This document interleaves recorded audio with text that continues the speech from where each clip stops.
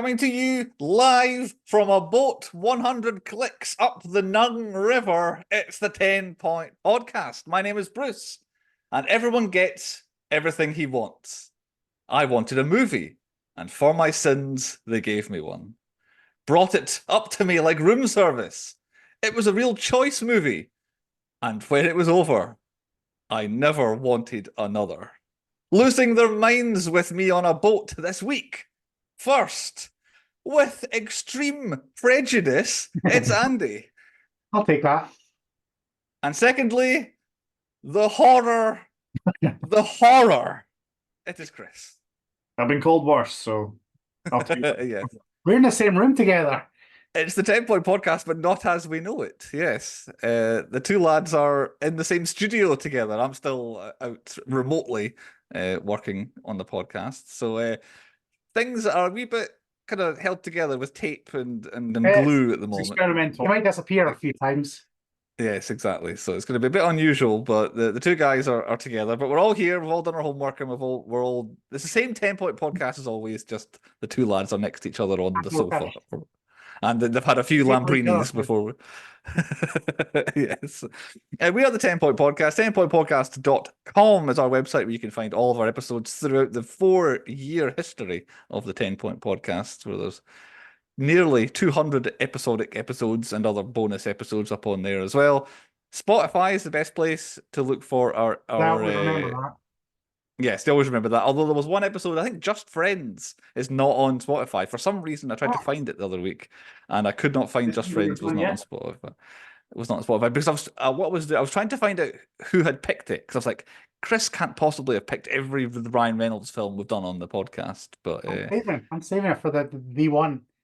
yes, I never picked Blade 3. But Blade 3 was on. No, you did pick No, you did pick Blade 3, but we made you pick Blade 3, didn't you? Is that not how it worked? No, I'm sure it was Andy that did it. No. I'm getting behind the scenes. Maybe it was Andy who picked it. No, think about it, because I think maybe we didn't all start. Anyway, I was looking for it and I couldn't find it. I was typed in on Spotify Just Friends, and it was someone's podcast is called Just Friends, so that confused matters. So I had to go 10 Point Podcast, and it wasn't there. So I went all the way through every season. I thought it was in, I couldn't find it. Anyway, that's a massive diversion already on this probably long podcast. Spotify for 10 Point Podcast, YouTube, the 10 Point Broadcast, video versions of the 10 Point Podcast over there when we could. We're all good for the broadcast. Yes. Oh, you found the thing, right? We're all good. And hopefully Andy won't forget to upload the YouTube version like he did with last week's episode, which probably appeared on everyone's timelines at a strange date. Right. It should be a double header. Yes. Yeah, you could have 2 episodes in one here. Before we crack on with point number 1 on the Temple Podcast, I always ask everybody what the highlight of the last week was. And I can see Chris thinking long and hard. So Andy, what was your highlight of the last week? Ted. Oh, yeah. That Ted, the series, rather than a film. Yeah, obviously it was a film 1 and 2, but the series, oh my God. That shit, it's like live action Family Guy. It's brilliant. Right, okay, yeah. I'm all the way in. And plus, I think I am just Ted. You think you are Ted? Right, I think I am Ted. I mean, he's slightly racist, but doesn't really mean it. He's pretty much an enabler. He likes alcohol and he's film mouth, so I'm pretty much there. That does sound like you, Andy. I agree. So there's 1 and 2 Teds, and this is a prequel before the first film television series. And they all speak in a Boston accent. Boston. Yes, exactly. Yeah. Long, short, half hours. And most of them are 45 minutes. I think there's one half an hour, but most of them are 40 to 50 minutes. Cool. I think you can get them on Sky Max, I think, or shown, or one of the Sky. I think you could be right. One of the Sky ones in the UK, certainly. Yeah. Or Peacock. You want to invest in Amazon or whatever. Peacock's on Paramount. I don't think I've even seen Ted 2. So have you not? What the fuck? I don't think I've seen the first. I've seen the first Ted, and I've probably got it on DVD somewhere. I think I have it on DVD, but I don't think I've seen Ted 2. Maybe I'm wrong. Ted one's there was a classic episode where we got a call back to one of the greatest songs of our time. Oh, right, okay. It wasn't Morris Day and the Time, was it? No, it was the Thunderbuddy song. The Thunderbuddy. Oh, I've got that for you. Oh, spoiler. My highlight of the week, because I'm now like a fancy guy with 4K capabilities. Make a difference. It does, and it does. I'll tell you what, all right, video to DVD, I was like, videos are good. Then you get to DVD, it's like, fuck, that was mind blowing. I was like, Blu-ray, it's like, I can't get much better than DVD. It's pretty good. Then you get Blu-rays, like, Blu-rays are pretty good. And then like HDR, 4K, Dolby Vision, I'm like, holy shit, this stuff this works. I can't quite put my finger on it, how it is both unlimitedly better than Blu-ray, but also I'm like, I can't actually tell that much of a difference. I'll come on to the 4K when we come to Apocalypse Now, because I've watched the 4K version of that. But where I was going with that was, for my Christmas, I was like, just buy me movies that are 4K DVDs. I have none, so I don't care if you get me one I've already got, so just buy me them. So one of the films I got was Ready Player One, a film I've not watched since I saw it in the cinema. And boy, oh boy, does that film fall off a cliff. Starts off so strong. It's an interesting premise. I quite like the whole idea, post-apocalyptic world, and okay, and then there's these 3 keys you have to find, and then okay, and he's cracked. He's got the first one. Spoiler for the first half of the film. And then getting towards the second key, they deviate from the book apparently, but they make a massive movie reference is the second key in that film, which when I watched it was my favorite thing, and the one thing I could remember from that film was the middle key. And I thought, oh, this is great. And then it's like they had 10 minutes to do the rest of the film, writing and coming up with it. Like it completely goes, I'm not interested anymore. What about What a horrible thing. Yes and no, like, oh, what a battle, but also like, oh, I just don't care at this point. Like it's I was done pointing at, oh, look who it is, oh, look what it is, oh, look, oh, it's that thing, it's that thing, it's that thing. But yeah, Ready Player One. I know there's now a Ready Player Two. I think it's been written, which I'm not that excited about, but it had potential in the first one. But 4K is still like, oh my God, it's a good 4K film. I'll say that much. It was very good, but by the end, I was like, one of them films that everybody complains about, like 4DX at the cinemas. The best film to see in 4DX is Jupiter Rising with was it Channing Tatum and right, okay, yeah, yes, because they've like hover shoes. Ah, okay. Yeah. I'd still argue seeing Top Gun Maverick in 4DX was still unbeatable.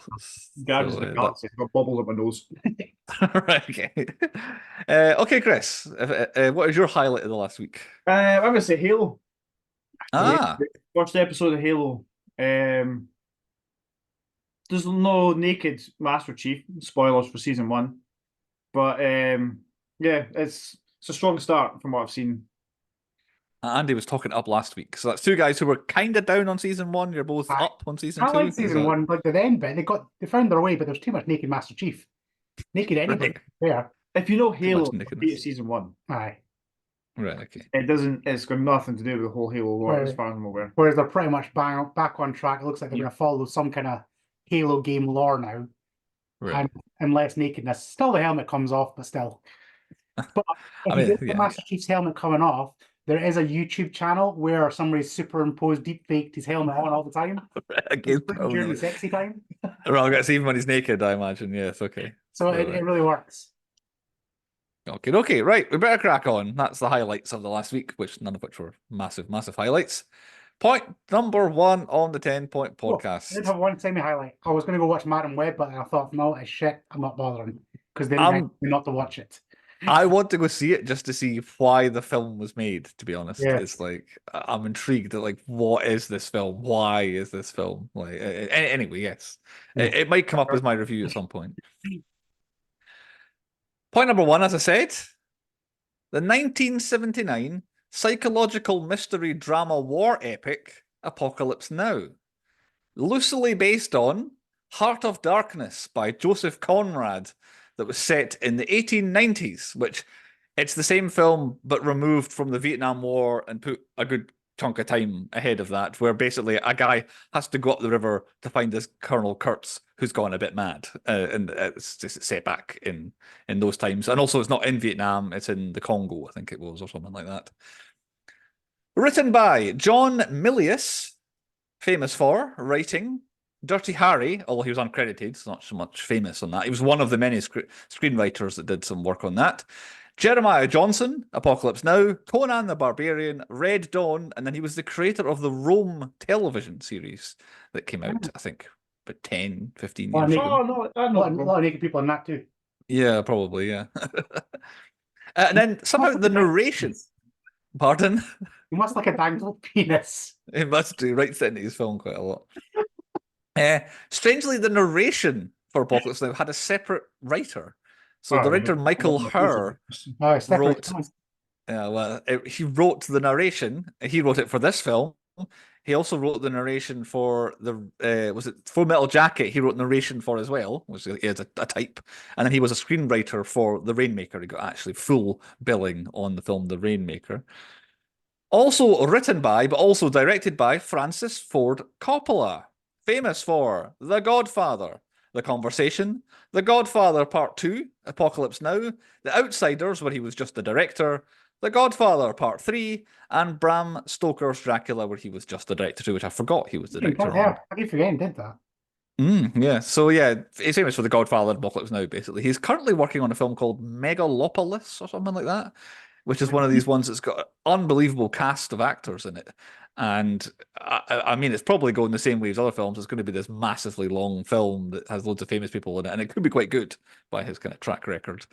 But yeah, Megalopolis. I forget who the main star I saw was in it, but that's what he's currently working on. But Francis Ford Coppola, yes, very famous very famous director from the 70s, I would say. Stars, Apocalypse Now, in order they're billed at the end of the film, as Colonel Walter Kurtz, Marlon Brando. At all. Famous for A Streetcar Named Desire, Viva Zapata, Julius Caesar, On the Waterfront, Guys and Dolls, Sayonara, Mutiny on the Bounty, The Godfather, Last Tango in Paris, Superman, and Apocalypse.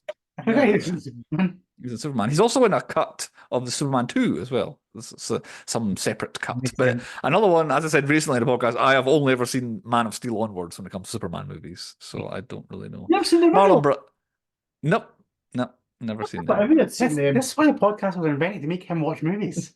Most movies I've not seen. And this is the whole thing where in recent news, as we are recording the podcast, Fantastic Four coming out on the same day as the new Superman movie. I'm like, well, that's not really a story. I'd much rather see Fantastic Four than any Superman movie. I'm not hyped about Superman ever. However, Nathan Fillion's meant to be a Superman legacy character, so we're all good. Right, okay. that's your butt in the seat then, is it, if he's there? Yep, Nathan Fillion, all the way. Marlon Brando, main star of the film, and most famous for being basically in this and The Godfather. He's probably most famous for just being The Godfather at this point. Second build at the end credits as Lieutenant Colonel Bill Kilgore, Robert Duvall. Carry on. Famous for The Godfather, Tender Mercies, The Apostle, and The Judge. I don't need to talk about Robert Duvall anymore. It's like second. He is a hero on the 10 Point podcast. So we've covered him before. And spoiler for point 6, I think he's back in the driver's seat for maybe being a Hall of Fame contender for this season. Robert Duvall, second build. And third build of our three main stars. It was an alphabetical order of the surnames, Chris. Chris. So Captain Benjamin Willard, played by Martin Sheen. Famous for... Now, not with the famous for, so I go on IMDb and I'm like, all right, that's the 4 things that it says you might know them from. And then I go into their full biography. I've not done it before. And I go through and I'm like, oh, they were in that. And oh, they were in that. And oh, they're in that. And oh, they seem to have won awards for that one. So for Martin Sheen, Badlands, which was the big thing he had before getting the Apocalypse Now job. Then an Apocalypse Now. And then after that, I've got The Departed. And then something called The Way. Other than that, outside of... the politics one that's now escaping me, where he played the president. Aye, West Wing. The West Wing. I can't find anything else where he is like, that's what Martin Sheen is famous for. I feel like, yeah, but I feel like he's in that after the fame of being Martin Sheen. So it's like Badlands, yes, and then he got Apocalypse Now, and it's like after Apocalypse Now, I basically couldn't find anything else that I recognise the title of. A bunch of Sheen Estevezes. That's what he did. Exactly, yes, yeah. Also, he was a dad. The greatest cameo ever in Hot Shots Part 2. Well, yes, exactly, yeah. Hot Shots showed up on his IMDb as well. So, yeah, but yeah, I can't really find why Martin Sheen is so famous other than Apocalypse Now. And then The West Wing, I guess, is what kind of gave me second wind and got in everything after that. Yeah, but Martin Sheen. He can't bend his shoulder, so that's why he puts his jacket on. He throws it over his shoulder in West Wing. Right, okay. He did it at the shows as well when he was there. He did that, right, okay. They are our main 3 stars. That's as far as I went down the cast. I thought that covered it. Listen, I don't have anything in my hand, Chris. It's in there. It's in there. It's not slightly. Chris thinks I slyly Googled this random shit. It's just It's all in Andy's head. Boozy knowledge. we're fleeing. Certainly just started. On a budget All this whole of podcast for, by the way. on a budget of $31.5 million, Apocalypse Now. Adjusted for inflation, that's $160 million this gee. film cost. A Marvel Shambles that was the Thor one, 200 million, and it was like really shit. What do you call it? The Heimdall vision. The head, yeah. And that was Bad. 200 million, that. It opened in the US and Canada first weekend for $118,500. That was the opening weekend. Final US gross, however, $96 million. Final worldwide, $105 million. Before any of the unlimited amount of re-releases this film has had. Why do they make re-releases rather than sequels? I guess there's no more stories to be told, basically. I think that's How are you gonna get a sequel? I know. I mean, it could just be Willard's next mission. Like what? Hunting down random colonels. Yeah, well done killing him. Behind Bruce. Let's see his spin-off. Guy, the Kilgore movie. We need that. Yeah. He died in a surfing accident. A shark got him. yeah. Crossover with Jaws. That's what they should have done. Apocalypse Jaws or something like that. I don't know. Anyway, so yeah, 31 million to 105. It made $70 million in the 70s. So yeah, a lot of money made on this film. Chris, have you got any details about the production problems they had? Yeah, I've got some. Yeah. Do you want to put in ones that might equate to money and cost and all that sort of stuff at the moment? Well, I'll add one I've got in the stats. It was shot in the Philippines, so the Philippine president, I think it was, kept recalling the helicopters back just randomly during a shot. So they'd be flying away going, "This is your mark," and then they'd just disappear because they were fighting another war at the time. They were fighting rebel insurgents from the south. And like Chris says, they dealt with the Philippine government rather than the US government because the US government didn't like basically the storyline, as in the American army going to kill an American.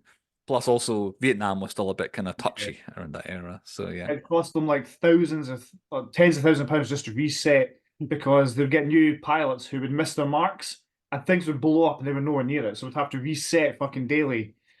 It just cost them thousands and added, I don't know, what, months onto the filming schedule? It was supposed to be, was it 6 weeks? It was supposed to be, and it was 200 and something days is how long they were there.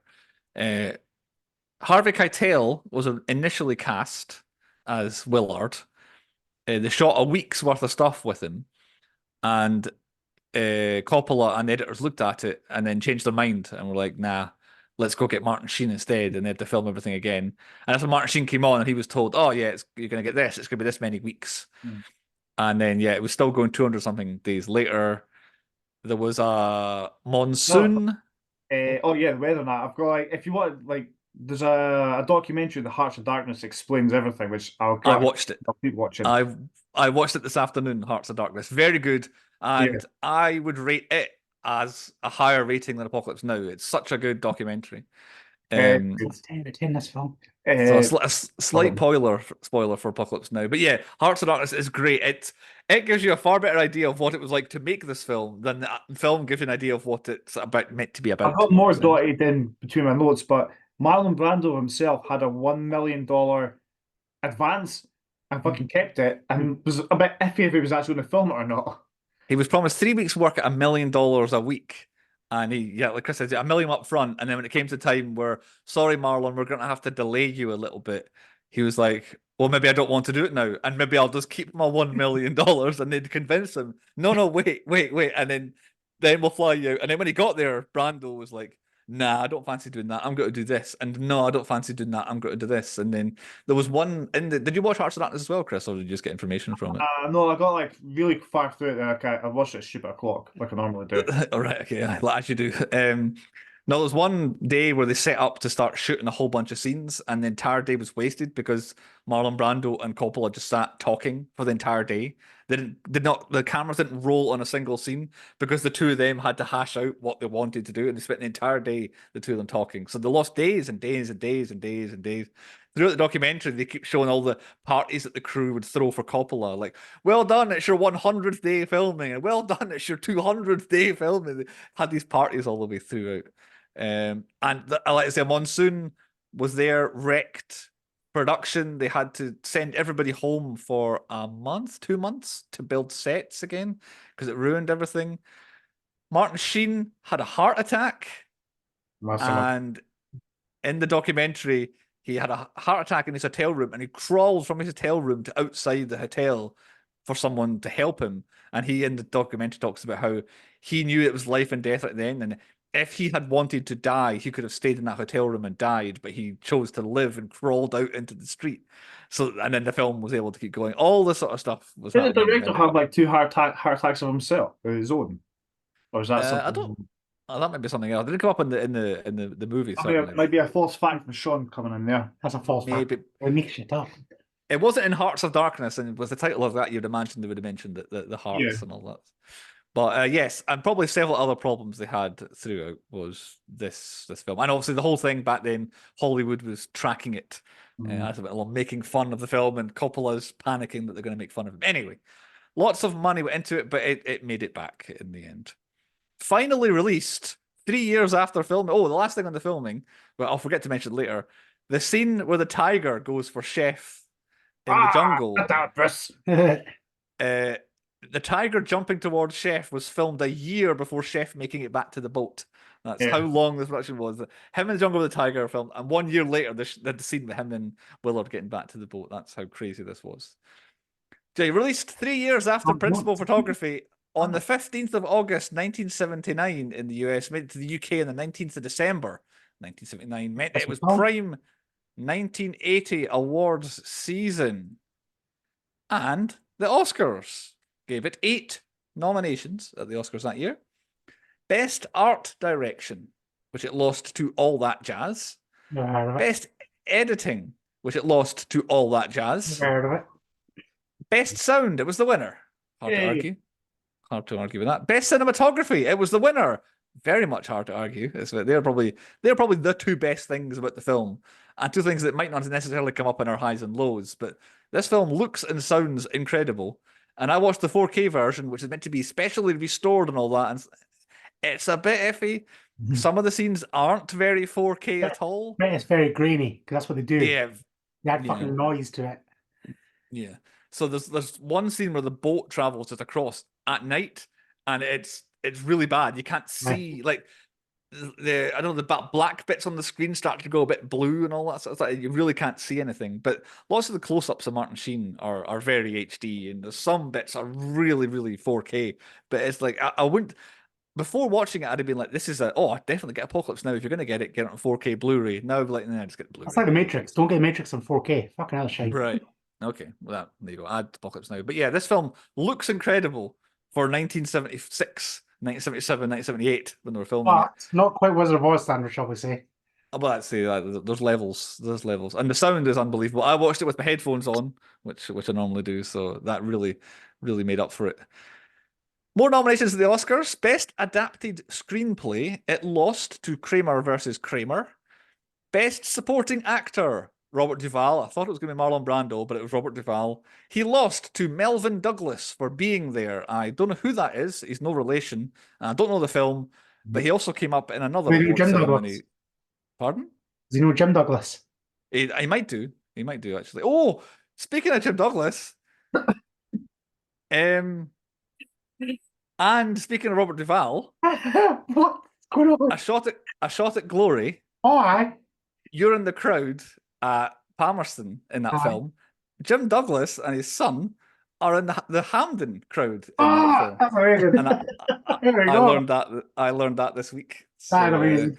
Yeah, so yeah, a very small amount of people are going to be interested in that story. But yes, there's somebody else was at podcast right now, miles away in the same film as you in the same reason. Anyway, best one Robert Duvall. Yes, he lost. Best Director, Francisco Coppola, lost to Robert Benton for Kramer versus Kramer, and Best Picture also lost to Kramer versus Kramer. So if not for Kramer versus Kramer and All That Jazz, they might have been a clean sweep because they only lost to those two films. Razzies weren't invented yet, I think. If not, they didn't get any nominations anyway. MTV Movie Awards definitely weren't, no nominations. And the Saturn Awards, no nominations there either, which means I had to dig a bit deeper into what other award ceremonies were around in 1980 to find. The BAFTAs, 9 nominations at the BAFTAs for Apocalypse Now. It won twice, Best Director, and then Robert Duvall won at the BAFTAs. The Cannes Film Festival, it co-won the Palme d'Or, the top prize at the Cannes Film Festival, did Apocalypse Now. And in the Golden Globes, 4 nominations and 3 wins for the score. Francis Ford Coppola again, and Robert Duvall again. So there would seem to be the highlights. 2 minutes. He's redeemed himself, but I wouldn't say he was that great. All right, we'll get into it.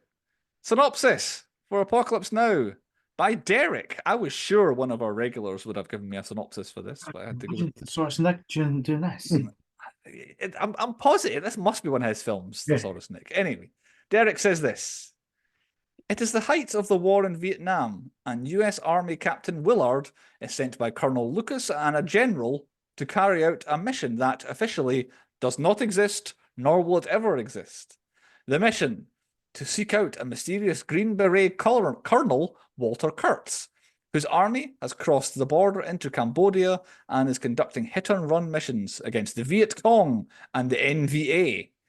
The army believes Kurtz has gone completely insane, and Willard's job is to eliminate him. Willard, sent up the Nung River on a US Navy patrol boat, discovers that his target is one of the most decorated officers in the US Army. His crew meets up with surfer-type Lieutenant Colonel Kilgore, head of a US Army helicopter cavalry group, which eliminates a Viet Cong outpost to provide an entry point to the Nung River. After some hair-raising encounters in which some of his crew are killed, Willard, Lance, and Chef reach Colonel Kurtz's outpost beyond the Do Long Bridge. Now, after becoming prisoners of Kurtz, will Willard and the others be able to fulfill their mission? Why tell us 95% of the story?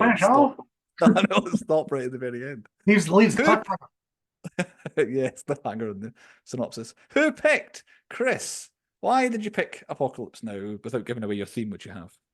It's a film that I think I've only ever seen once, but I can't remember anything to do with Kurtz. It's a film that's been like parodied and stuff. And I just bet it's the helicopter scene you always remember. Oh, everybody does.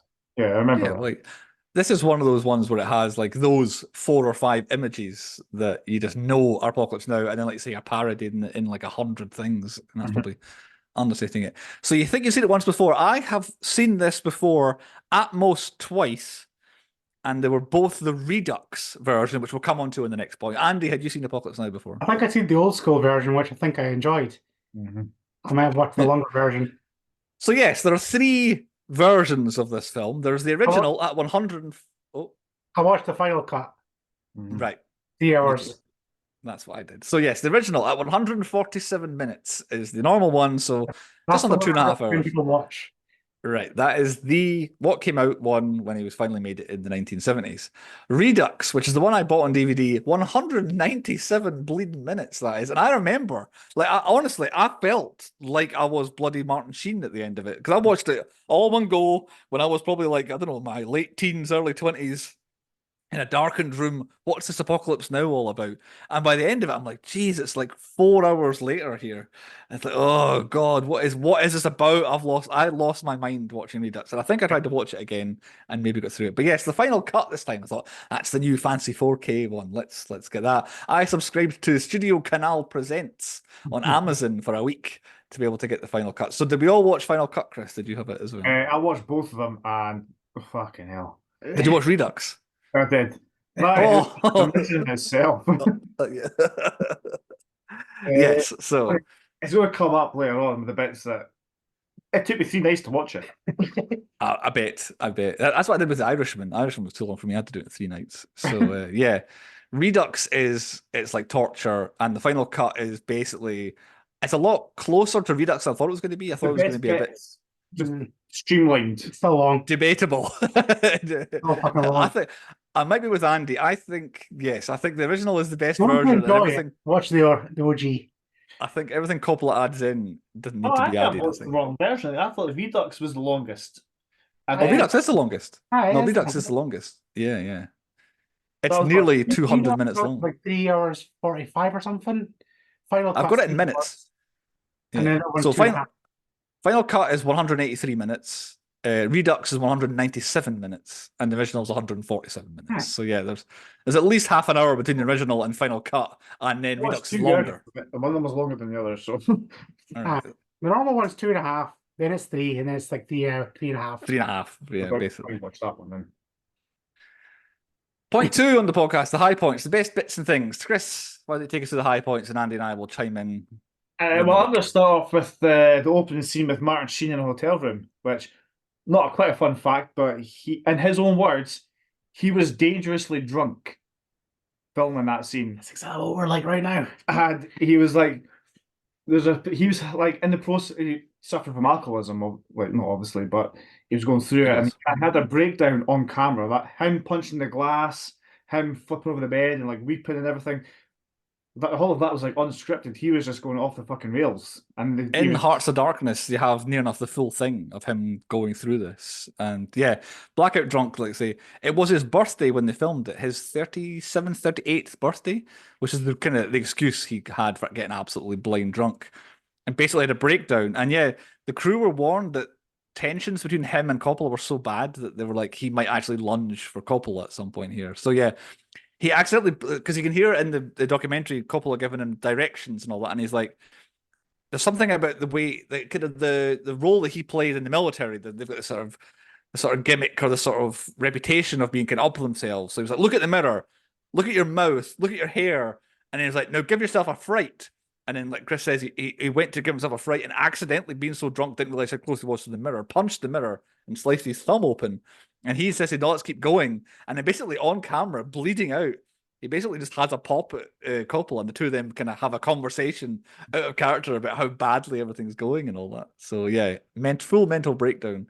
However, my first high point comes just before that, which I think is one of the best openings to a film ever, is the Doors playing, and all of a sudden just napalm through the tree line.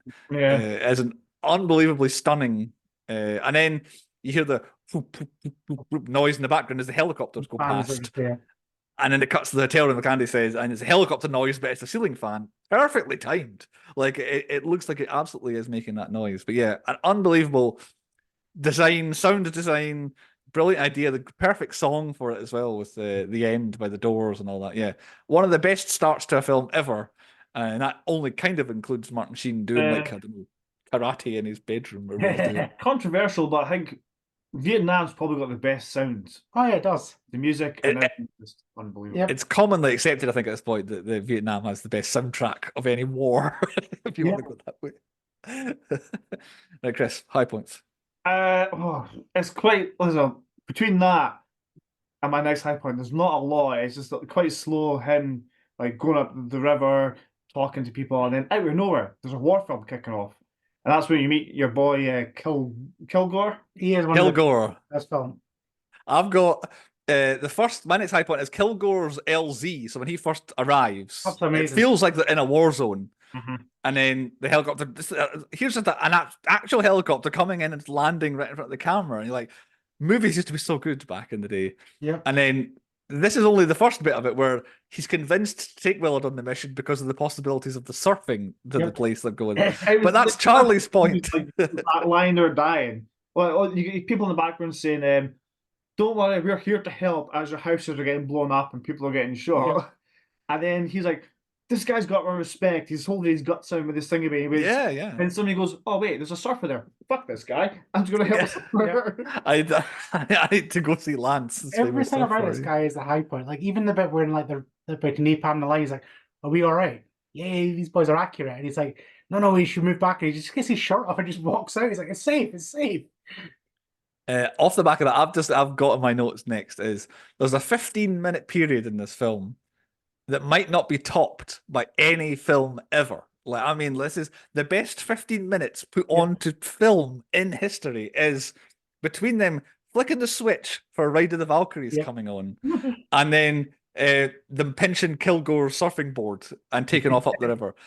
That 15 minutes. I saw that within the Redux. I'd never seen that bit before. That was like, I thought it was hilarious. Then just stealing this fucking board and running away.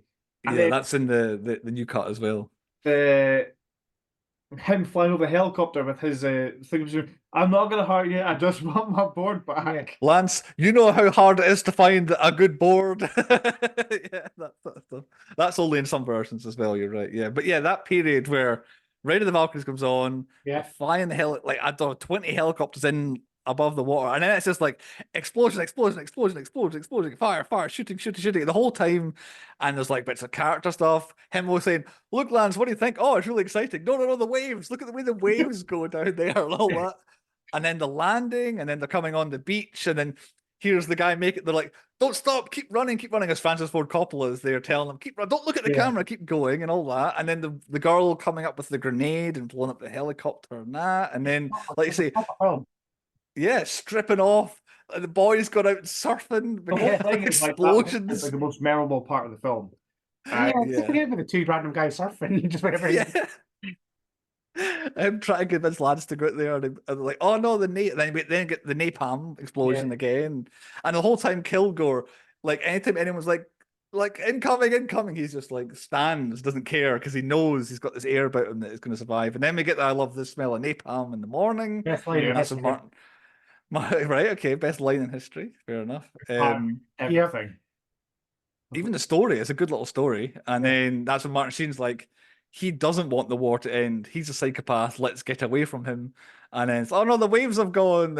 And then dragging Lance off. Let's go. Let's go. Now's the chance. But yeah, that Kilgore's 15 minutes. Well, it's in it for a bit more than that. But that 15 minutes, Ride of the Valkyries to taking off up the river finally, is unbelievable. Yep. And I don't know how many days filming that was, but it's perfect. It is absolutely unbelievable. And that's They kept the fucking up with helicopters. As they kept going to do that, just flew off. They would come back the next day, and that's right. Yeah, so much resetting. possibly the highest point ever is that. I was. I'm gonna jump in before we're Chris, because Chris gonna probably miss one of my high points, which none of you are gonna pick up on. A high point for me, right? And it's she controversy, as Chris would say. I like the long, boring monologues from Martin Sheen. I quite enjoyed Right. it. I absolutely, I was hooked on every single thing he was saying. Like when he's just doing the monologues and like the other things are going on in the background, and he's just explaining it, or he's reading the notes of Yeah. what do you call them, Kurtz and stuff like that. Kurtz, yeah. Everything. And it's just, I'm all in on that. I was like, I like the story. What's going on? Yeah, it's a baffling film with loads of confusing extra bits. But having that, it really helps because you know kind of where they are, where they're going, and here's another new development and all that sort of stuff. But yeah, you're right. I don't dislike them either. I think they are good and they're very much required. I can't imagine what the film would be like if we never got that. Like I got information is needed.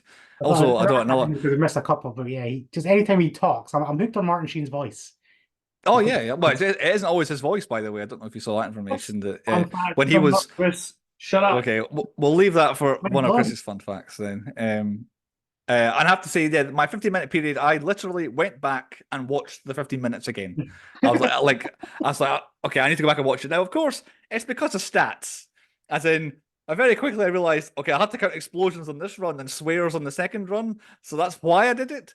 But I was like, I need to go watch that again anyway. Like I was like, that was incredible. So yeah, I could have watched an hour and a half of them landing on the point. That could have been Apocalypse Now Part 1, and I'd have been fine. And then that's the end, and it's a 10 out of 10 movie. Perfect. No. No, right, okay. Chris, carry on. Well, I know that there's a lot of stuff that happens in between, but I didn't find it that interesting. Like, obviously, he stops twice at The port. checkpoints. Aye. Like the Playboy bunnies and all that come along. That was a bit new. It was quite funny, the guy hanging from the helicopter, just stripping the guy down. With his trousers coming down. Yeah. But and then the next one where again it's all kicking off. This is just before he gets to Kurtz. Well, the one where they go to where he finds nobody in command. Yeah. At that point, I'm thinking, right, okay, I can see what they're going for here. They're going for like I don't know, the descent into hell here. And this is like the next step of hell is like whatever this emotion I'm supposed to feel here, this like endless repeat of we build the bridge so that we can say it's open, they bomb the bridge, and we have to keep building it. Nobody's in charge, no one's coming to help. We're not going forward, we're not going backward, we're just stuck here at this place. And I was like, okay, I kind of get the idea, but I still feel like it is a bit of an aimless sort of just yada yada yada going down the river, especially on the extended versions. Is there's extra bits? I'm like, well, I'll come on to the low points, but I felt like okay, there was a reason at the stops at this point, where I was like, okay, then I get there, and well, especially the one where it was, I don't know, it felt like the last gate to hell. My only one on the river that I've got is the random search. that's what I'm coming to. That's my only high point I've got on the river. My high point is the one where the chief decides I need to search this boat. I don't know if it was out of boredom or he actually did think this little boat had supplies on it, but it felt like he just wanted something to do at that point. But because I've only ever seen it once before, I didn't actually know what was going to happen, so I was kind of wasn't sure if he was actually going to find anything, and he was going to be right. Like, I fucking told you so, or not. But then a young Lawrence Fishburne just guns everybody down for no reason because they moved. Well, at the first watching, I was like, well, no wonder that woman was full on legging it to like he was looking through the stuff and all of a sudden she's like, ah, she starts shouting and running towards him. They've watched that girl before blow up the helicopter. It's like, no wonder. And I was like, well, no, but then I'm like, well, why is she? It's just a puppy. Why was she going so crazy? But on the second viewing, Chef is that angry at this point, being like, there's nothing here, there's nothing here. He does really grab that barrel and just really kind of wrestle the barrel around in that split second that you see. So I can see why she'd be like, no, don't hurt the puppy and run towards him. So on second viewing, I'm like, okay, then she was maybe she had a reason to sprint up the boat like that. And then you're right, yeah, Larry Fishburne guns down 1 million people all of a sudden. But yeah, great scene. I do love a good tension, suspense scene where you don't know, is it or is it not? Which character's right, which character's wrong? Are they both going to be right? Are they both going to be wrong? I think Very it's this point as well where Martin Sheen, Willard, he kind of sees where Kurtz is coming from, and he just walks up there going, bang. Yeah, that's what I've got actually. Literally, my notes here. Was Willard right to shoot the woman on the puppy boat? I've put there. Do you think he made the right decision to shoot that woman? I think so. You think so? But like he said that, like the quote afterwards is like, we gun them down and then we patch them up and send them on the way as everything's okay. He's like, it's not how we work. But she was just an innocent puppy owner who had a boat. Like there was. He got gunned down for no reason. And he's like, yeah, this so they should have helped him right now in the war. We're just shooting them and then putting a plaster on them and fucking fixing them up. It's just like, I think he just saved our years of fucking pain. Agony, I guess. Yeah, good point. High point. Sorry, back to you, Chris. Cards. Yep. Yes, you did. That just became cards out of nowhere. yeah. Speaking of him, that's my next high point. I love get to his I love the talking bits at the end. I'm loving. Talking about it. Well, I've got the death of Chief first, getting a spear, and him being like, a spear? That was quite funny. He did deserve it, but I also like the fact he just tried to kill. Then he just strangled him. Die, you bastard! I don't like. Hang on, are you guys anti-Chief? I've never heard of the anti-Chief. What? I'm pro-Chief here. What's Chief done wrong that you want him? Oh, he could have just done his job. He was. Yeah, but he would try to turn around and go back, didn't he? He fought the captain who was in charge. Yeah. Every step of the way. Doesn't matter. It was like, this is a confidential mission. You don't need to know the details. You just have to fucking drive. He was too cocky. He said he'd done like 3 other missions with guys like him before, and he's fine. But this one, he put his foot down for some reason, just being a dick. I think this is unfair on poor Chief. I think he was very good. He kept that boat together. All of the rest of them. Lance is on a different planet at this point, and is still. I haven't got this fun fact. The actor was off his tits and fucking. You could tell. I was gonna say heroin. It's hash and fucking LSD. Everything. He was off his fucking. That's how he gets a character. In Hearts of Darkness, he literally says that, Andy. He's like, "Oh yeah." They get the guy asking the question, were you high doing that? Oh yes. What about during that scene? Had you actually done acid? Yeah, I had. Yeah. What about this one? Oh yeah, not acid that day. No. Were you on something else? Yeah, I was. Yeah, I was on speed that day. I felt like I wanted this sort of feeling of being on speed that day, so I was on speed that day, and then hash. And of course, alcohol as well. Like it just starts everything, whatever emotion they wanted to feel that day, they would take a drug. He's actor, and this point he's here, I reckon. Yeah, I don't know if he's acting. That's the point. I don't think method acting, maybe, but not actual acting. But yeah, the death of Chief, but then straight into arriving at what I keep calling Kurtzville is what I've called it. But yeah, the compound. That's my high point. Any Dennis Hopper-ness. So I've got. Me too. I was like, I'm sure there's somebody else. What other famous person are they going to meet on this? I could not remember who it was, but I liked them arriving and then just the boat going in between everybody on the other boats. I quite like that. And then yeah, Dennis Hopper is a high point for me very briefly. His first scene with all the cameras. Oh yeah, it's me. Sound the siren. But after that, I'm very much down on Dennis Hopper. But the first scene of Dennis Hopper I quite enjoyed. And then like Andy says, right up to Are You an Assassin, where we get Kurtz and Willard in the same room together. I couldn't remember anything Kurtzville, like you said, but so I was hooked on. I found myself just sitting there in like silence. It was not like I don't remember breathing. I was listening to absolutely everything he said. Because he talks you around. Yeah, well, he talked Willard around certainly for a little bit, I would say. But yeah, the scenes where him like basically, well, I've got a background that shows it better than I can. But yeah, the scenes with just Sheen and Brando are very good, but I'm not exactly sure. I can't actually explain to you what was happening in most of them, like or what was going on, what was it about. But him just in the darkness. Yeah. So that's my final high point is the scenes with Sheen and Kurtz in the dark. That's not really high points, but like I kind of forgot lads existed at this point. Yeah, obviously he comes off the boat and you never see him again until head on crotch. Well, that's Chef. Chef. Aye. I kind of like I kind of thought I saw the death coming, but I was still shocked by it because he's on the boat. He's the Hail Mary, if you may. I didn't get until the second viewing. I didn't notice until the second viewing that it was actually Kurtz that had killed Chef. I thought he just like, yeah, because I think that's the night he comes to them with the face paint on. Aye, it's all done up.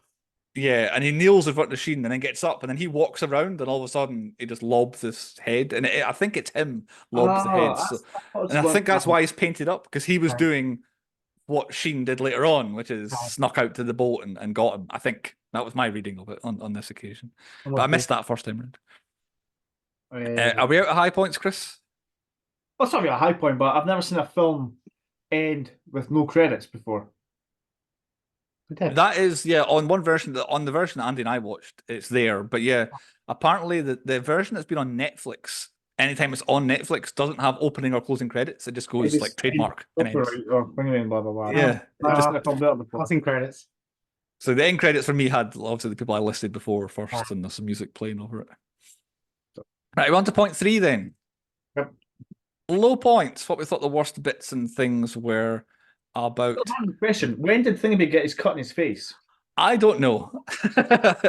I don't know. It just appeared Nelly style all of a sudden. I was like, why is this an inspiration for Nelly? The Kilgore thing. He was like fine, and out of nowhere he's got a fucking plaster. Yep.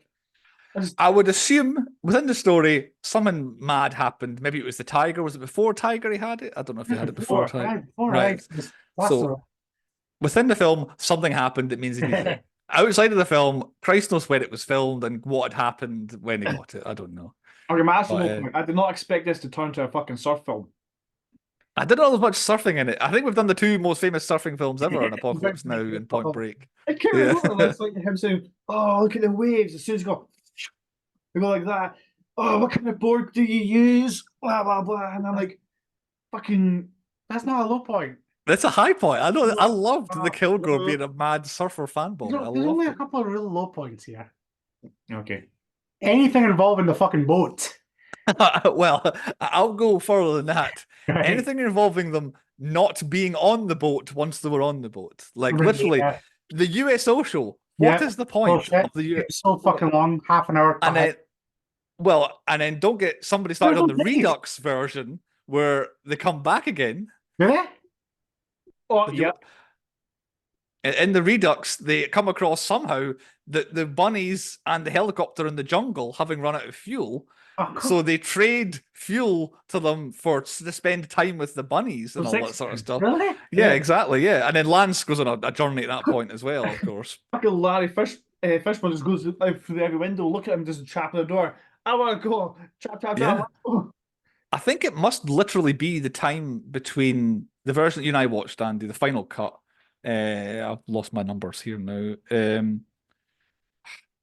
Where are they? So that's 183. So there is 14 minutes between the final cut and Redux. And I think near enough the whole 14 minutes is this unbelievably long and uninteresting scene in the jungle with the bunnies and a downed helicopter. So did you see a random French? Yep. Yes, we did. That's fucking long. That's not me.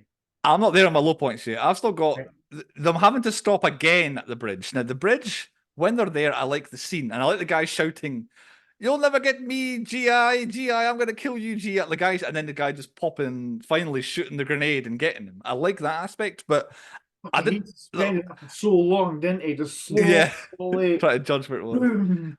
But I didn't need another stop. I did not need another stop there. But then the absolute last thing the film needed was another pit stop at a French plantation to talk politics and engage in extracurricular activities for another 20 minutes. I did not. This was the scene where I was watching it, and Chantel was like, she was all in, and then when the French people came, I was just like, and I woke up and I was like, "Fuck, it's the end, rewind."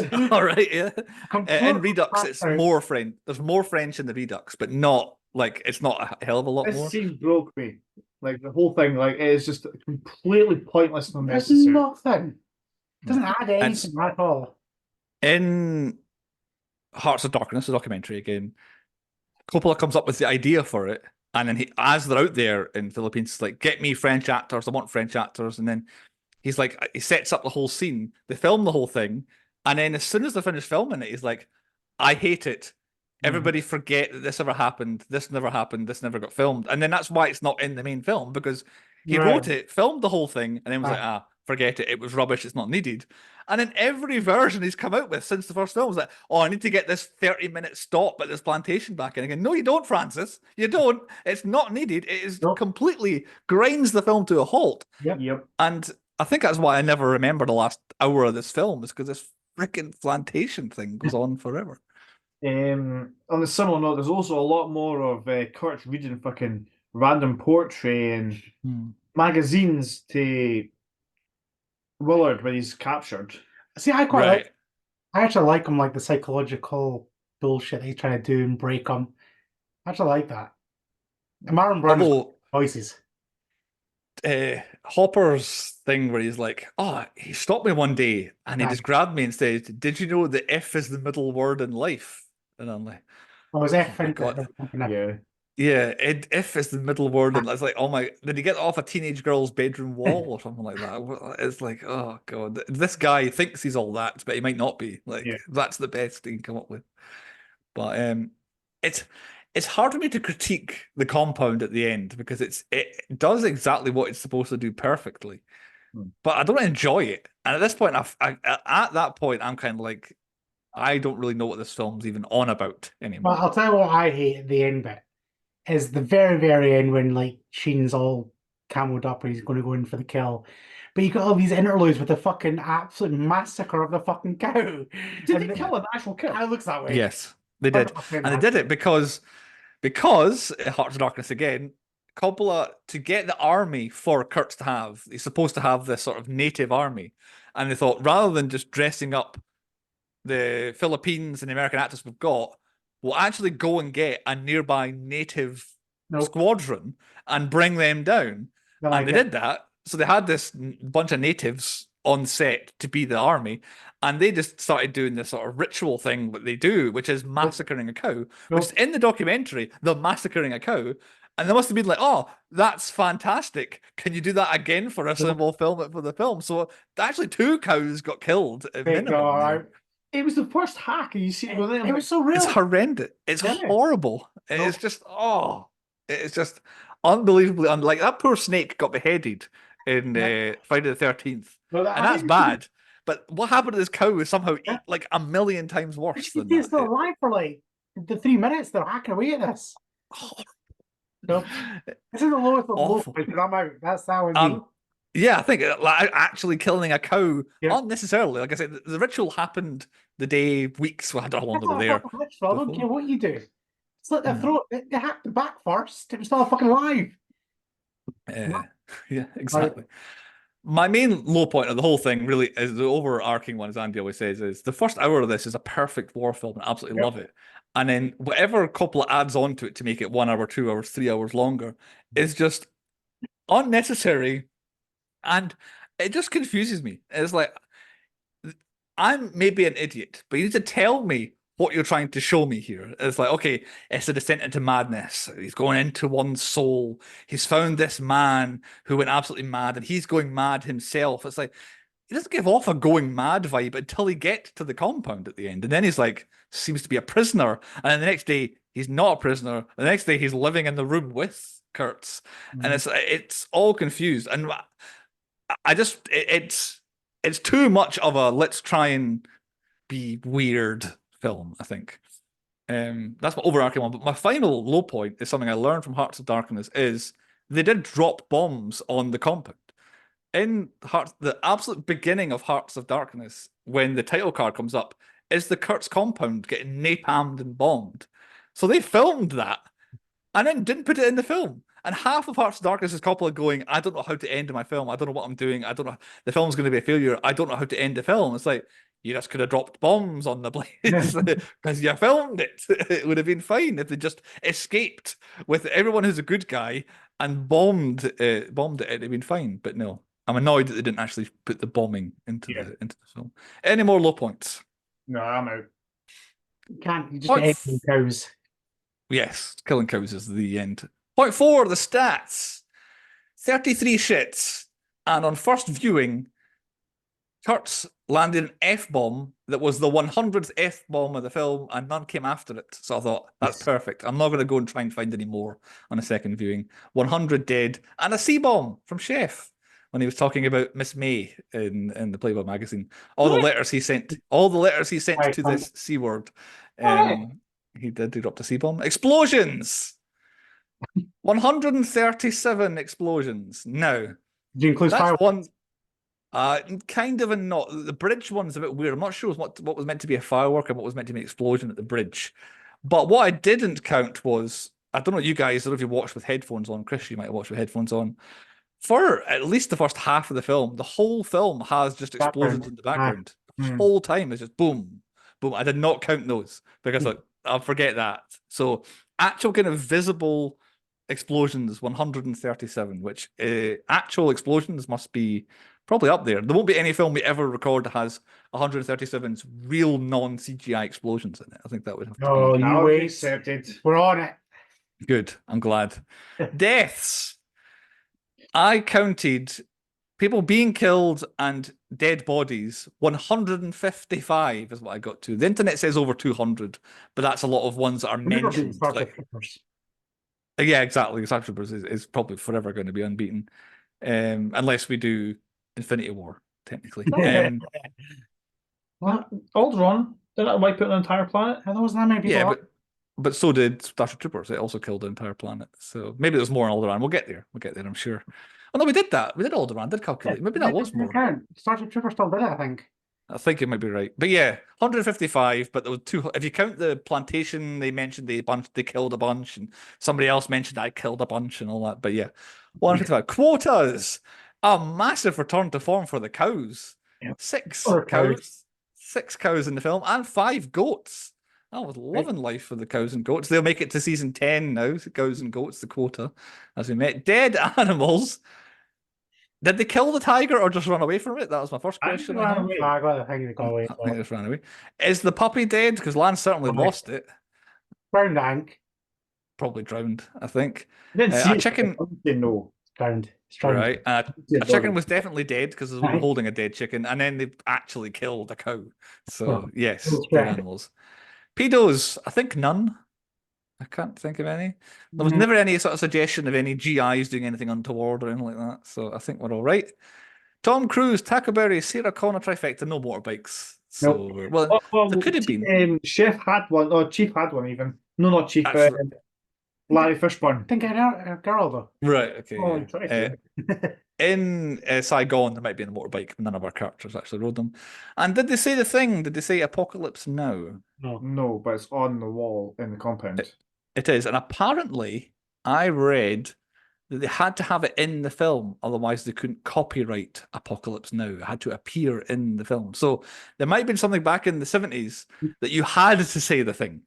And that's maybe why they say the thing all the time. But yeah, apparently they couldn't copyright it unless it appeared in the film. Something daft like that. But it's written on the wall, like Chris says. Chris, any stats from you that I've not pinched? Well, we've rattled through a whole bunch of them. voiceover one. Martin Sheen's brother, Joe, their voices are so similar, so he did a lot of voiceovers when I did reshoots and stuff. Bullshit. He was also a stand-in for Sheen when his heart attack episode happened. And he's uncredited, but Harvey Keitel makes an appearance, and I can't remember where. It's either Right. Won't Leave In at some point. Harvey Keitel's there. Right, okay. I didn't realize that. I hadn't seen that one. But I can't be specific when it was. And we've rattled through all 20 other random facts. And there's probably another 20. There's loads of so much little trivia notes about this film. It's unbelievable. Andy, do you have a fun fact? George Lucas was meant to direct this. He was. When they first got with the idea, it was basically still during Vietnam with George Lucas That's directing. God's name's Lucas. I think he's D. Lucas or something like that. Ah, you're right. He is. You're right. I'll double down on the fun fact. A guy called Gary Kurtz, who was the producer of Empire Strikes Back and director of Empire Strikes Back, George Lucas's best mate, he actually went out and did the thing in Philippines. And knowing Gary Kurtz, name drop there, he was also a big part of Vietnam War. Won't tell us what he actually did, but he was definitely a cameraman. So I would put two and two together and reckon he was Dennis Hopper's character. Ah, okay, that'd be interesting. Because anytime you ever speak to Gary, you try and get any information about. If you mention Vietnam, nothing. He was a profound Buddha in the end, Buddhist. Right. But yeah, he was in the Vietnam War as a photographer. So every time this film, I always put Gary Kurtz as Dennis Hopper. Dennis Hopper. Ah, very good. Okay. And then obviously it's funny because the main guy that went nuts is called Kurtz. Yeah. Yeah, exactly. Yeah. So maybe Gary Kurtz did go mental and he was actually the one looking for. Maybe. Unfortunately, the Colonel Kurtz is actually the name of the guy in the original, way back in the 1890s or something like that. Maybe so they didn't take his name, but maybe it still was him. The camera guy, definitely Gary did take photos of Vietnam. Oh, there you go. That's good. You mentioned George Lucas was meant to direct it, but it was basically still during the war, and nobody would touch it. So they had to be like, oh, let's forget it. So Coppola was producing at the time. He went off and he just made Godfather Parts 1 and 2 and was in that multimillionaire who couldn't fail. So that's why they got so much money thrown at them. It's like, because you're great, you're great, you're great. And it's like, oh, well, I'm ready to make Apocalypse Now if you want. Oh, perfect. Yeah, go film it in the Philippines. So that's how basically the film got made. Point 5, the 10-point podcast quiz, which Chris is not going to be able to cheat on, despite sitting next to Andy for this. Fine. I can let one upstairs go for a pee and let you do your 5 questions in a row. No, it's fine. Right. So we've done something similar before, right? But this one's got a new fancy name because I thought it amused me. So this was, how well do you know your privates? Right, okay. So we'll do a to and throw question, no buzzers because Chris is right next to me. So who wants to go first? Can't remember my last one. I'll go first this time. Right, Chris is going first. Okay. If you want to go first, Bruce, you can. No, I'm happy with him going first. Okay, right. I'm going bad as well, so I can't see. You can't see it. My phone's here, right? Yeah, exactly. Right. Question 1: who played Private Carpuzzo in Saving Private Ryan? Carpuzzo. Carpuzzo. Immediately, I've realised it's not limited to films we've done, which is often the way that it is, because we've not done many war films. Yeah. Vin Diesel. It's fucking Vin Diesel. Hey, Vin Diesel. He got it. Yeah, so it's Vin Diesel. It was going to be a multiple trick question because you could have had loads of Ryans there because obviously Nathan Fillion was a Ryan, but the ultimate Ryan was Matt Damon. But somehow, somehow he got that. Right, Bruce. Private Parts is an autobiography movie about which radio presenter, TV, and movie star? Howard Stern. It is Howard Stern. Who hilariously plays himself as a teenager in that film, which is hilarious. Watch that film? Right, Chris. In which movie does Nicolas Cage get his private parts, aka his testicles, blown off? I can't remember what it's called. I've watched half of it as well. I can't remember what it's called. You watched half of it, me fell asleep. Right. Okay. Going once. No, I'm passing that. I don't know what it's called. Bruce. I don't know. I'm gonna have a guess, but I don't know this film. Like, I guess his private part's blown off. Is it Drive Angry or something like that? That's a film he's in, isn't it? Drive Angry. It's Prisoners of Ghostland. Oh, jeez. It's a banger of a film if you ever want to watch it. I'm sure it'll come up. Right. Bruce, in which movie does Kevin McKidd appear as Private Cooper?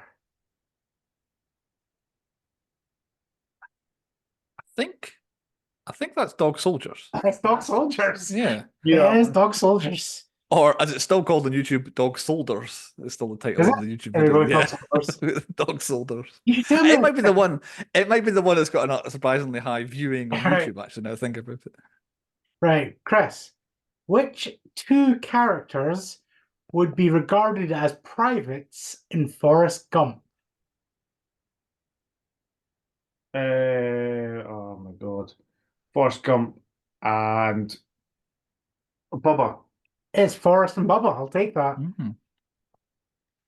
Right, Bruce. In Bone Tomahawk, which character dies horrifically after getting scalped and having his split in half, starting at his private parts? Yeah, that's Deputy Nick. Yes, Nick. Yep, we'll take The that. legend of Deputy Nick. Yes. Chris, which actor portrays Private Pyle in Full Metal Jacket? Get his name up. Wait, time. Vincent D'Onofrio. It's Vincent D'Onofrio. Yes, I'll take that.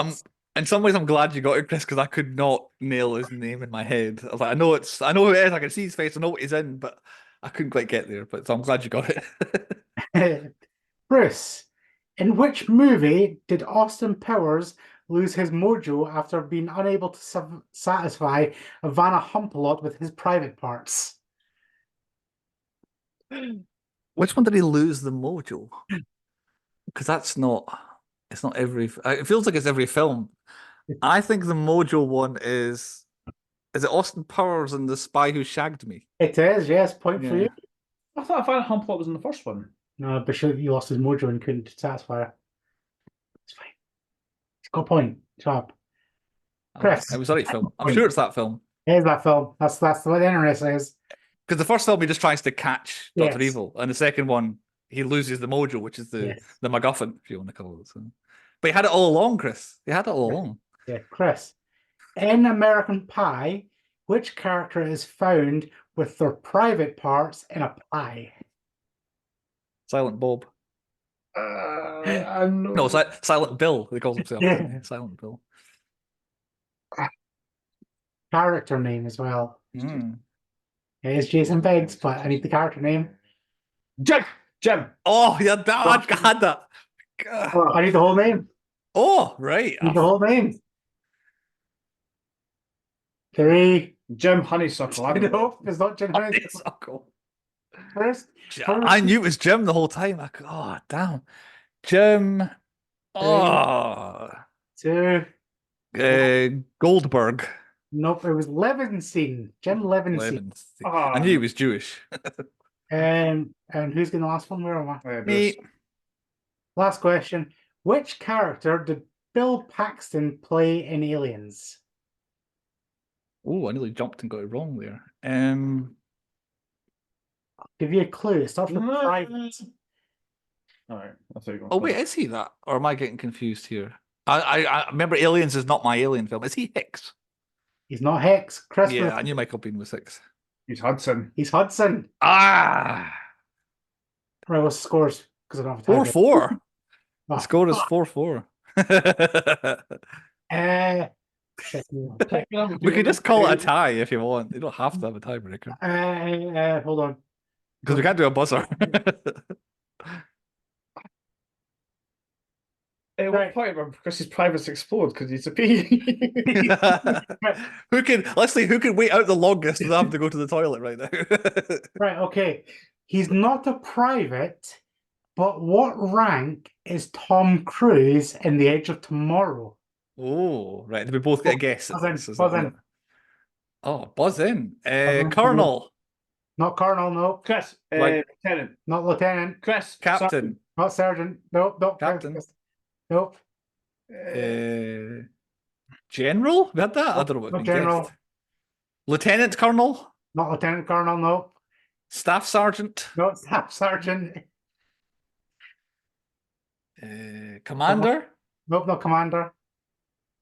He doesn't have any Admiral? He does have a rank. He's not. Remember, he Admiral? wasn't that high up because he had to sneak out because he was He got busted down, but not to private. What's above a private?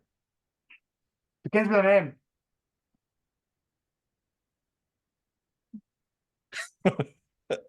My have no idea. Private. Major.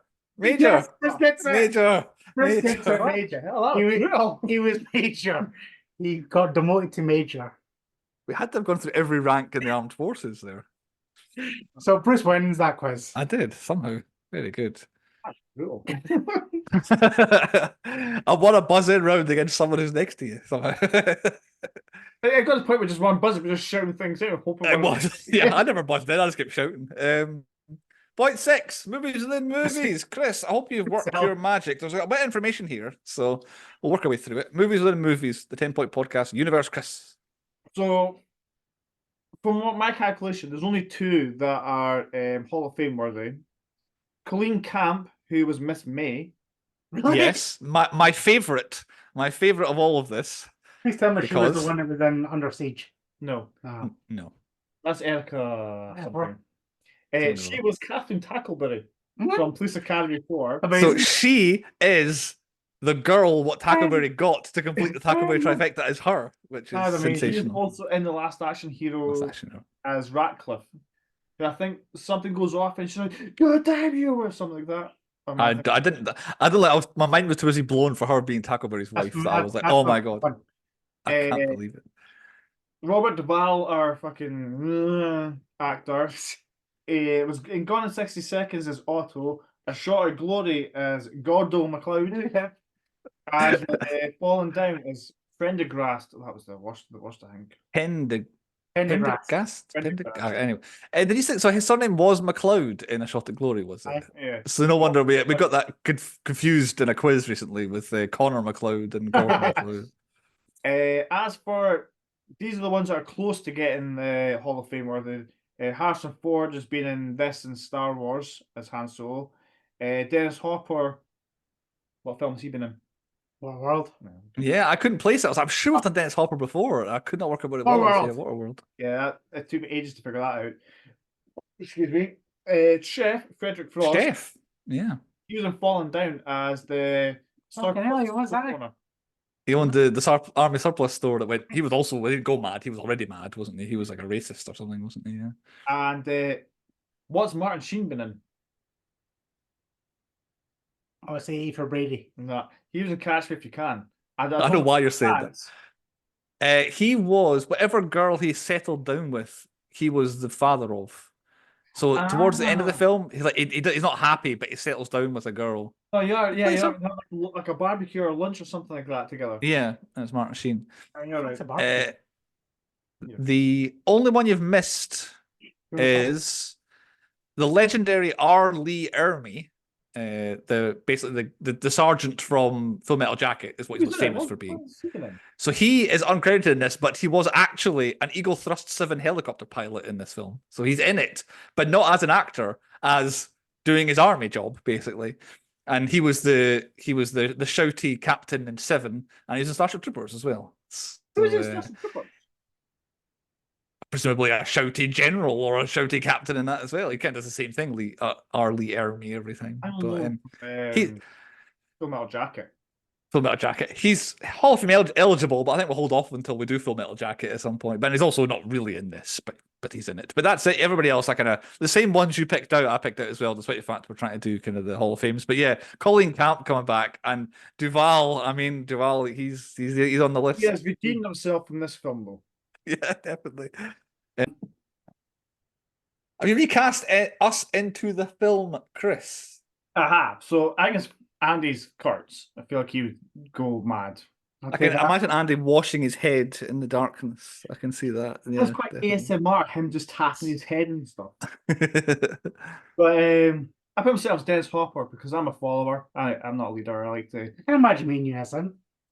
You would wash over Andy's spell, would you? Would you do anything? You believe in him that he was a special man and all that sort of stuff. First, it wasn't that bad though. I think you had the right idea. We never saw him killing anybody. Actually, you never saw him doing anything wrong in the film. You're right. Yeah. Bruce, I was going to put you as Willard, but I think you're Kilgore now. I'm happy with that. I love Kilgore. I love Kilgore. I'd I'd love to be able to walk. Talk about him, I think you're Kilgore. I reckon one bomb going off, Bruce would be fucking shitting himself. No, that's the difference. If I could be like just stand there and that's exploding, I would be happy. But I think I'd be running. I'd be the guy on the helicopter. I'm not going. I'm not going. I'm not going. Yeah. I'm not going. That'd be me. I think that's all of us. Yeah. Yeah. I didn't bother recasting. It was too difficult. I knew Chris would handle it, and Chris has handled it. I've asked my questions. Could this film have come out in 1995? Nah, it couldn't have done. It was already made. Forrest Gump did it. Well, exactly. Yeah, exactly. There you go. Forrest Gump. It could be, but this film is so perfectly made at the right time that it works. All right, it doesn't work otherwise. Close. Does this film reference The Wizard of Oz? It does not reference The Wizard of Oz, other than they're on a journey to see the guy. Like that's a bit, but it's not a reference. Yeah, so maybe The Wizard of Oz referenced Heart of Darkness because that was the original story, maybe. But yeah, off to see the guy is what all this, but doesn't reference it. Dead Man Walking, clean. I'm sorry, 14-year-old Lawrence Fishburne playing 17-year-old. You're doomed from the beginning, I'm afraid. He was so absolutely dead. Fun fact, Chris, going to drop. Carry on. I thought you were going to drop it. I was going to say, him dying, listen to his mum say, oh, just avoid the bullets, stay safe, and come home. I thought it was perfect. I was going to drop heart-wrenching. The fun fact where Lawrence Fishburne lied about his age so that he could act alongside Marlon Brando. Oh, really? It's genius. Apparently, he's like, oh, Marlon Brando's in this film. I'm going to apply and get to act alongside Marlon Brando. Doesn't make it that far, does he? Definitely does not make it that far.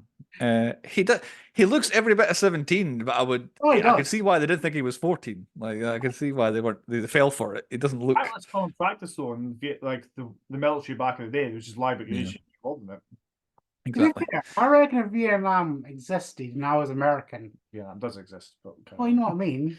Like if I was there, I would 100% join.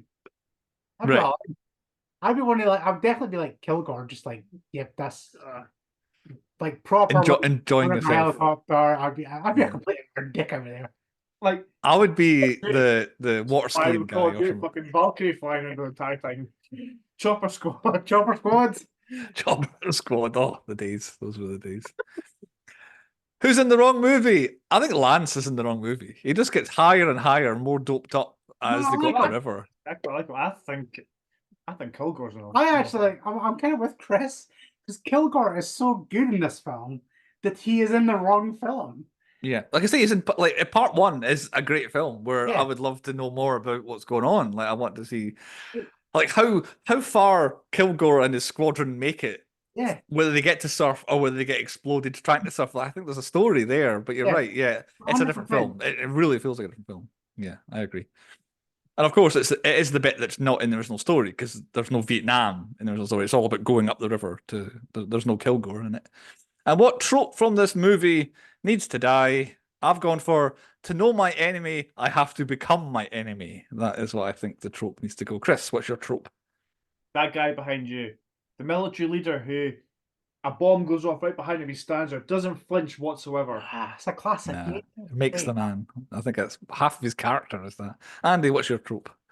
Kind of like I'm not going to say it's a word that's not racist. Right, okay. Good luck. Cameoing up, like getting like blacking up pretty much. Camouflaging. It just happens in too many films. Like I think Predator was after this, but I always think Predator is the ultimate one where he does it, he blends into the background. It just happens too many times now. Like I don't know if this one was the first one to do it, where you obviously got Kurtz does it first, then you got Martin Sheen does it, and then you get Arnie doing it. But then it's just parody and everything. It's like put a little bit of face paint on, blend in the background. Yeah. It's not like military practice though. You know, I would say so, yeah. It doesn't work. It doesn't work. I always see that in the news where it's like, blah, blah, blah, just like put some chalk on his face and blend it in the background. It doesn't work. You've lost me now. Point 7. That one thing. What is the one thing from Apocalypse Now? Ride the Valkyries. Move on. Ride the Valkyries. I've got Ride the Valkyries plus or equals helicopter, I guess it Helicopter is. and Valkyrie song. Putting that song together, that song now makes you think of helicopters or Yep, Brian Killer Danielson, Squad. but mainly Okay. helicopters. Yeah, exactly. Yeah. Fine. Point 8, nominations for 10-Point Podcast Awards. Andy, see if you can keep Chris to like maybe at 20 or so. Oh, no, I've got that many. He's got a fucking load in his list. No, that's my list. I just keep the list. So, best actor, Charlie Sheen. No, Martin Sheen. Charlie Sheen. Charlie Sheen Martin has Martin Sheen. What an acting job he was doing. Yes. Is he? I thought he was I very like just him Martin talking. Sheen. No, I like talking. Okay, I'm not like passionate, but okay, Whatever Martin who Sheen. it is, just I think he works. So, Charlie Sheen. Best support, I put Dennis Hopper. That has to be Duval. Has to be But Robert Val's Duval. not in it really enough. Just I would say best supporting is Kill Guy behind you. That's That's what I said. Robert Duval. Oh, yeah, that's what I meant. Yeah, yeah, Robert Duval. Yeah, it has to be Yeah. him. He rules the movie for about half an hour. He's like, oh, it has to be Robert Duval. Fine. Most underused is Dennis Hopper for me. Yes, that's why. That's what I was getting confused with. I guess I just he annoyed me. Like I like Dennis Hopper, and like- first seeing him, I was like, oh, okay. He vanishes And then, at the end, and you don't hear like. Surely he would be around Kurt, stopping from people getting to him, but he's not. No, because he runs. Does he not run off when he's talking about the fractions and going into space and all that sort of stuff? He's just mental. Yeah, but then he's like, I'm out. It's like I'm out of here. This guy needs to die or something. I think he changes his tune at the end, and that's not explained. The end bit does my head in. Biggest bellend, I put Chief. No, He is I think the guys who killed the cow are the biggest bailing. Yep. okay. I'll go with you there. I'm pro Chief as well. Also, I think hilarious that the actor who plays Chief is called Albert Hall. Like that's funny how he's called. Yeah. Sorry, I don't know if he was named after the building or whatever. But yeah, the guys who killed the cow are the bail ends because I like Chief. Yep. I'll accept that. Best villain, Kurtz. I've got both best and worst highlighted with Kurtz fitting into one of them, and I don't know which one it is. I think he's a good villain. Okay, I'm happy with that.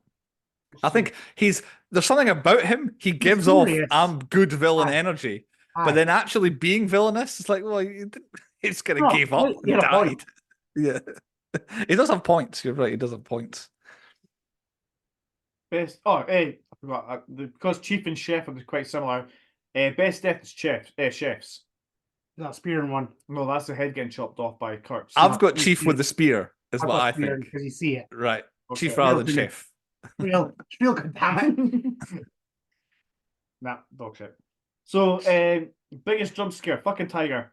Don't know what's coming. The tiger. Because it looks like a person as well. It's like, oh, it is one of the Viet Cong, and all of a sudden it's the rah as it comes towards you. Yeah. That's what you expect. You expect to be a guy because you see like him just going with a gun, and you see Chef who's like, oh shit, something's going down here, and it's fucking lunges right there, and I crap myself. No, mine's is the one in the boats ones when they're getting near the bridge and all the fireworks come in the boat. Yeah, you're right. I shit myself. I wasn't expecting fireworks to hit the boat. I said, fucking hell. He woke up. Oh, yeah. I think it was around about that time. I was just like, fucking hell, fireworks are kicking off here. There was 3 or 4, maybe 2 or 3 jump scares. There's a couple of jump scares. No, I would accept the tiger, but the fireworks did get. Me too. Best set, the Kurtz compound. I think Charlie's Point. I think Whatever this that whole bit behind you is, yes. the bit behind me with everything from the helicopters to the school with the square to the bridges getting blown, like the whole thing. They built the whole thing. Yeah. That's I mean, runner up is Kurtz's compound for a set, especially when you see them building it in Hearts of Darkness. The Mad actually built it, but this whole setup is amazing. I'll accept that. No, I like the beach landing. So like the best special effects is a bit behind you, all the explosions and shit. Best cameo, I put Francis Ford Coppola as the film director on the beach. I thought about that. Harrison Ford, I think, is in there because he'd be Harrison Ford from Star Wars at this point. Yeah, I would almost go with you. But Coppola, I like that. I think it's funny. Him playing himself. That is funny. I don't know if it's actually him who's accidentally on camera. Keep going. Yeah. It's funny because, like, once again, I've sort of the Gary Kurtz thing in my head where he's like filming and stuff like that. It'd be funny if it was Kurtz, but still. Yeah. No, I think Coppola's good because Harrison Ford, I don't know, he's kind of not. He's famous for being Star Wars. It's not in And it he's going to come up because in it's another Harrison paragraph Ford. Chris about to mention anyway. Right. Okay. Maybe he's most underused, Harrison Ford. Actually. That's exactly who it is, Bruce. Ah. Okay. It's Most fucking Harrison underused. Ford. And he's Is in he this one Danny too. John Jules? I think he's definitely Danny I John think Jules. he's Danny John Jules as well. Lee Emery. Who? Ah, wait, maybe, but like, did you see him and like, Oh, oh look, I've seen him. I recognise him. I was like, that's a guy for Full Metal Full Metal Jacket. Jacket. I didn't. I think unless Dennis Hopper's most is Danny John Jules because I forgot who it was I was going to meet at the end, but I think it's No, I remembered he was in it. But Harrison Ford, I always forget. And and he never comes back into it, which is Oh. funny about it. Just mentioned like last week, oh, this has got Harrison Ford, it's got Marlon Brando, blah blah blah. So I knew he was in it, and Harrison Ford's like fucking fourth build, and he's only in it for like a minute and a half. That's what makes it Danny John Jules. He's in it. But he's expected. If No, he's I didn't forget. I forgot about him. It's fine. Also, I like that he doesn't come back. That's quite unexpected that you never see him Well, again. he gets like one voiceover again, doesn't he, later on or something like that? The guy who's in the scene with him, I spent the whole scene thinking General Corman, like, who do I know this guy? Because like G.D. Spradlin, how do I know this guy? How do I know this guy? He's in Godfather Part 2. And I'm like, I need to watch that again to work out who he is because his face, voice, the way he is vividly in my mind. It's like, I don't even remember which scene it is in Godfather 2, which part he plays. So I need to look for that. I think. where am I? Blah, blah, blah, blah, blah, blah. My Michael Pena word. I put Kurtz's inoculating story. No. I think it's the smell of napalm in the morning. No. I think it's that. No. Are you got to see him on the boat the entire time talking? Oh no, it's one of those. I don't know which one it is. Right. It's one of Martin Sheen's just talking about, like, reading the story of why he's done it and stuff like that, like Kurtz's stories. Right. I don't know which one. I can't narrow it down. I thought Kurtz has said, we inoculated a bunch of kids. There's some guy who ran after us and they chopped off all the kids' arms. Aye. And I thought, that's a fucking banging story. I thought I loved the smell of napalm in the morning. Once we bombed this hill and we walked up the hill and they were all gone, nothing was there. It smelled like victory. This war's going to end one day. Like I think. Yeah, I feel like it's almost too in the moment though. That's my problem. Like, right. I always feel like the Michael Pena Award's like something way in the past. I don't think Martin Sheen should win Michael Pena for this film. So I might have to go with Chris with Kurtz then because I think he says a lot of stuff, but it was the one that one story with the arms is really good. I would have had it written down, but I was passionately wanting this one. But okay, I'm going with this deserves a nominee, I think, and I'm going to go with Kurtz talking about the arms. He gets the best line. Oh, I love the smell of napalm in the morning. Best line. Oh, undoubtedly, yeah. Best parodied and everything. Yeah. As Sean says, he loves the smell of Moffat toffee in the morning. Yeah. Okay. Best exit. Willard exiting the temple after he's killed Thingaby and everybody just dropping their weapons. Yeah, that's I hadn't thought about that. That's good. Yeah, the entrance if we choose to do entrance, it's Kilgore is entrance. Best entrance is Flight of Valkyries. Yeah, well, I suppose it's that. Yeah, it's that whole scene. Yeah, he's like Killmonger. I'm going to call him now. Whatever we can nominate from that scene is the winner. That's an entrance. 25 helicopters all landing on a beach. Yeah, The Valkyries. Best song was Rolling Stones song Until the Ride of the Valkyries. Satisfaction. That's the one. Yeah.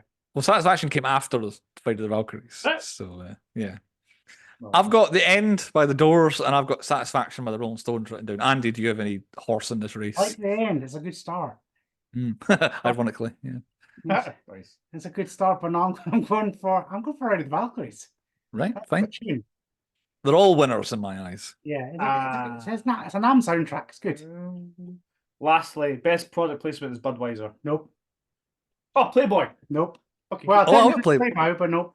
I went Playboy. What's yours? What is product placement now? Right. So Playboy technically is.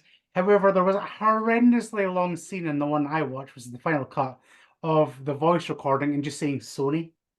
Ah, you're right. I was actually watching it going round. It's just there. There's nothing up on screen. There's no titties flying around. There's no Playboy bunnies. It's just a thing going on for about 30 seconds, just saying Sony. Sony, yeah. For me, it's Sony. Fair enough. Playboy and Sony are very 50-50, but I'm going for Sony because titties distract you from the Playboy. I want to say Playboy. It's Andy's award. We can't outvote him in this one, Chris, unfortunately. Is that you, Chris? Yeah. Best badass in a film full of them. It's Kilgore again for me. Standing as the explosions happen is what Yeah, I wins it. suppose I'll give you that one. And that's the best character name as well, Kilgore. Yeah. William Kilgore. Which I always get confused with Dennis Hopper. I always forget which one's which until I see him. Yeah. If you tell I've me got the best. Sorry. I was going to say best team. I've gone for Kilgore's unit for how effectively they take that point. But if you want to argue one of the other teams is better, go for it. 20 I think it's a helicopters. very good. And I think basically everything. I save that one to the end. Worst plan. Whatever Willard was planning to do at the Kurtz compound is the worst plan. I feel like he just gets there and he's like, all right, I'm here. Yeah, well then, not having a plan is a bad plan. Like, I'm going to go kill. Literally, my orders to go kill this guy. Oh, I'm here. Shit. Oh, I'm locked. Halfway through, he said he doesn't know what he's going to do when he sees the guy. He could be best mates with him. He seems surprised when he gets there. Yeah. And the last one, the one that's not been touched yet, which I think really we need to try and work out. Worst father figure. No. Now, in some ways, immediately I'm thinking, oh, it's Kurtz. He's the worst father figure. But in the versions that we watched, did you see the letter that Colby, the guy who first got sent to kill Kurtz, had sent back to his wife? Oh, Yep. And it's like, someone like, sell the house, sell the kids, sell something else, and then blah, blah, blah, blah, blah. And sell the kids. So I had Colby, I think it's Sergeant Colby or something like that. Lieutenant Colby, I think he's the worst father figure, encouraging his wife to sell the children. So he's worst father figure. Wise man. And I think that is it for nominations. I think no more. Point 9, moral of the story. What lesson were we supposed to learn from Apocalypse Now? Andy, what is the moral of the story? Vietnam has the best soundtrack. It does. I've gone, never get out of the boat is the moral of the story. I've got, And that's what Chris. Yeah. Because and there's a line that someone follows up with. It's funny. I forgot to write down, but yeah, never get out of the boat. That's basically for me. This film is just if the best bits are on the boat until they get there. Like once they're on the boat, dropped in the ocean with the helicopter, which is cool as well. If they just stayed on the boat the whole way, I'd have been happy, but they didn't. 10th point is a 10-point rating. We rate the film out of 10 points. Chris goes first because he picked it, and I had a perception Andy might not have seen it, so he's last. So Chris, meet Andy. So what the Redux is the longer version, right? Yep. So that I've lost my notes now. Is by far the worst version. Yes. By a fucking mile. Like that French scene just ruins it. There's so many added extra bits that just kind of just stop it dead. And I could have done without it. So like if anyone's going to watch it, I would watch either the theatrical version or the final cut because it's. Don't bother with the final cut. Trust me. Like it's all the extra bits in that aren't needed either. Okay. Well, the theatrical version just streamlines fucking everything. Like streamlines it to 2.5 hours as well, which is hilarious. So the theatrical version gets a 6 for me because there's enough action thing, but the Redux gets a fucking 4. So what are you going with? I'm going with a 6. I'm going with a 6. Okay. I could watch the theatrical version over and over again. I'm next. The first hour of this film is literally perfect. Like I could not change a thing until the point where he basically, probably the tiger. Maybe it's the first time where I'm like, do we really need to meet the tiger? But up to that point, the first hour is perfect for this film, and the rest is repetitive. Let's get off the boat and go here. Oh, it's carnage. Back on the boat. Let's go off the boat here. Oh, it's carnage. Get back on the boat. Oh, we're being attacked. Someone's been killed. Oh, we're being attacked. Someone's been killed. Oh, here's a French family. Let's hang out with them for a while. Anyway. But then there's he mentions in Hearts of Darkness, he hates to be thought of as pretentious. And I'm like, the second half of this film is more and more like, what is oneself? What does it mean to be self? Who is evil in this? Blah, blah, blah, blah, blah. Baffled by so many different bits. For some reason, Coppola keeps adding to the bad half of the film and not the good half of the film. So therefore, because half of the film is perfect and I really don't like the other half, it's a 5 because that has to be right in the middle at the moment, and that's on the final cut version because it's the only version I watched this time, and I believe I've never seen the actual film because I've only ever watched Redux on the final cut. So I'm in like a Shining situation here, but I love The Shining despite having never seen the proper version. I did, yeah. Which again, I think I prefer my version to that new version I got. I don't like it as much. And Andy, your score. So I've definitely seen the OG version, the 2.5 hours. That's a good film. I'm with you. The first hour of this film is near perfect, almost 10 out of 10. Kilgore, keep wanting to call him Killmonger, but still, Kilgore, he's absolutely brilliant. As soon as they get on that fucking boat, this film turns into and I like I don't like talking in films, but the first talking parts are genius. I love it. And then even like the later ones are all right. As soon as the French cunts come in, the other versions, the extended bits of the compound, I'm like, oh my fucking god. And this, I always say there's films that have done it better. This did it originally. Every other film has done it 1,000 times better. This film did it better. Yeah. This film started it. Saving Private Ryan did this film 1,000 times better in World War II. Yeah. So I'm going 4. Any version 4. Any version 4. A nice and easy 5 for the score there, because we all scored it anyway there. 5. You know, like when they see the French bit, is people just appear like fucking ghosts and then just disappear again. It was like Lord of the Rings with the ghosts. I actually quite liked elements of. I like elements of every bit they stop, but it was all like. I'm kind of with you. When they're talking, like when they add things in, like the talking bits are good.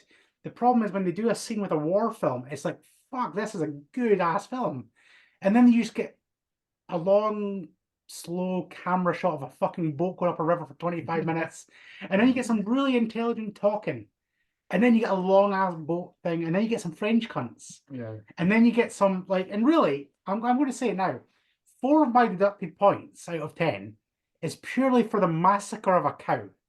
It really annoyed me because I watched it. I'm like, that looks too real. That is real. Oh my god, it's fucking real. And nope, I don't like gore. I don't like actual gore. I'm out. So, yes, very much actual gore. The realistic. This film almost had a 9 if the cow wasn't in it. I think about it. That cow brought it down 4 fucking points.